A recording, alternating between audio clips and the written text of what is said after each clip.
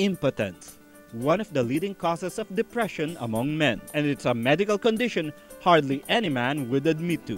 But what is the cause or causes of impotence? Some say it's psychological, while others say it's a real illness. Either way, the result could affect a man's relationship with his partner. Impotence or erectile dysfunction is the inability of a man to have an erection. Okay? Ibig sabihin nun, ito ay yung kahirapan ng isang lalaki na magkaroon ng matigas na paninindigan. Okay? Pwede sa umpisa may matigas, pero habang tumatagal po lumalambot. Kahit na anong karinyo ni misis o ng kapartner ay hindi na po tumitigas. Marami din kasing kadahilanan kung bakit nagkakaroon ng problemang ganito ang kalalakihan. Malaki na po ang pag-aaral tungkol sa psikolohiya or psychological. No? Stress, napakalaki po niyan.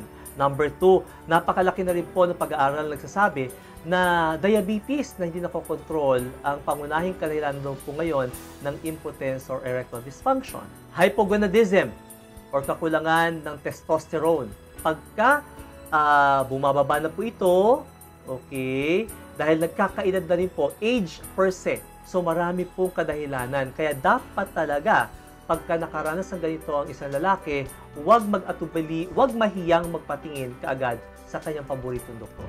For a man's peace of mind, it would be essential for him to function well for his partner, especially in those intimate moments when she needs him the most. May mga gamot na synthetic na napag-aralan before, nakakatulong para sa erection. Tumutulong ito para po paigtingin ang testosterone level, yung circulation, and so on.